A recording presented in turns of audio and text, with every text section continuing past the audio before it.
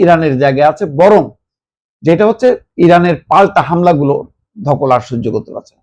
ইতিমধ্যে ইরান বলছে তাদের 100 থেকে 200 সৈন্য মারা গেছে। আবারও পরাস্ত হলো ডোনাল্ড ট্রাম্প। ইরান যুদ্ধ চলছে 11 দিন টানা হামলার পর হঠাৎ করে হামলা বন্ধ করে দিয়েছে। কেন?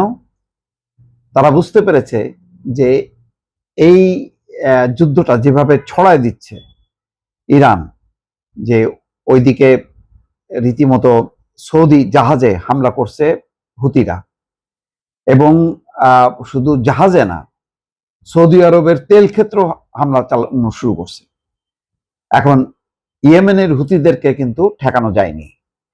তারা লোহিত সাগর বন্ধের ঘোষণা দিছে, এইদিকে হরমুজ প্রণালী নিয়ন্ত্রণে আছে। কতদিকে সামাল দেবে এবং কতদিন যুদ্ধ করবে, সেই যুদ্ধ তো থামছে না। হামলার পর হামলা চালায় যেও এখন ক্লান্ত হয়ে যাচ্ছে। শত শত কোটি ডলার খরচ হচ্ছে, কিন্তু ফলাফল আসছে না। এখন হঠাৎ করে হামলা বন্ধ করে দিয়ে ডোনাল্ড ট্রাম্প বলছে যে ইরান আলোচনা চাইছে, তাই আর হামলা না। আসলে তা না।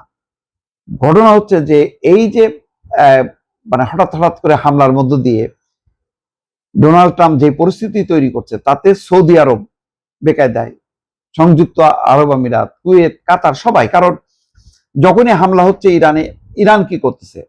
ওই সমস্ত দেশে তাদের সামরিক ঘাঁটি লক্ষ্য করে হামলা চালাচ্ছে। যখনই হামলা চালাচ্ছে, ওইসব দেশগুলোর স্বাভাবিক কার্যক্রম বন্ধ হয়ে যাচ্ছে।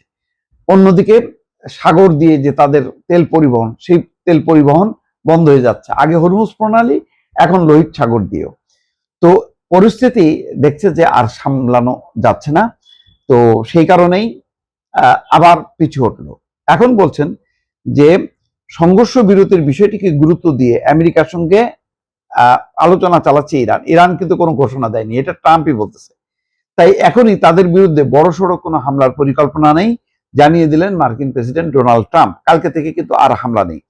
তার দাবি, আলোচনা না এগোলে সামরিক সংঘাতের পথ খোলা আছে। সেই সঙ্গে ইয়েমেনে ইরানের বন্ধু গোষ্ঠী হুতিদেরকেও সতর্ক করে দিয়েছেন ট্রাম্প। এখন শুধু ইয়েমেন না, এখন হুতিদেরকে বলছে, বাবা তোরা হামলা থামা, আমি আর যুদ্ধ করতেছি না।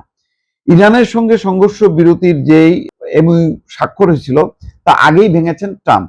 তবে আলোচনার রাস্তা খোলা থাকবে বলে জানিয়েছিলেন। শুক্রবার হোয়াইট হাউসের সংবাদ মাধ্যমকে বলছেন, আমরা ওদের সঙ্গে কথা বলছি, আমার মনে হয় ওরা বিষয়টিকে গুরুত্ব দিচ্ছে, সবচেয়ে বেশি গুরুত্ব দিচ্ছে এখন। তবে তার মানে এই নয় যে আমরা কোনো সমাধানে পৌঁছে গিয়েছি। তো ইরান যুদ্ধ থেকে বেরিয়ে আসার জন্য কি পরিকল্পনা আছে ট্রাম্পের? এমন জবাবে বলছেন, বেরিয়ে আসার একটা রাস্তা অবশ্যই সামরিক বল প্রয়োগ, যেটা আমরা চালিয়ে যাচ্ছি। আগামী দিনে আক্রমণের জোর আরো বাড়িয়ে দিয়ে ওদের ধ্বংস করে দিতে পারে, এইসব কথাবার্তা বলতেছে। আসলে মানে আমেরিকা ক্লান্ত হয়ে গেছে। তারা অর্থ খরচ করতে করতে, হামলা করতে করতে দেখছে যে ইরানকে কোনোভাবেই সামলানো যাচ্ছে না। ইরানের এত বিস্তৃত যুদ্ধক্ষেত্র, সেই বিস্তৃত যুদ্ধক্ষেত্র সবগুলো শনাক্ত করাও সম্ভব হচ্ছে না, ধ্বংস করা যাচ্ছে না। ইরানের জায়গায় আছে, বরং যেটা হচ্ছে ইরানের পাল্টা হামলাগুলো ধকল আর সহ্য করতে পারছে না। ইতিমধ্যে ইরান বলছে তাদের 100 থেকে 200 সৈন্য মারা গেছে, সেই তথ্যগুলো প্রকাশ করছে না। ফলে যদি সুবিধাজনক অবস্থানে থাকতো ট্রাম্প, তাহলে কিন্তু হামলা চালায় যেত। এখন হঠাৎ বন্ধ করার মানে হচ্ছে ট্রাম্প বুঝতেছে যে এই মানে ক্লান্তিকর এবং ব্যয়বহুল যুদ্ধ চালায় নেওয়া আসলে অসম্ভব।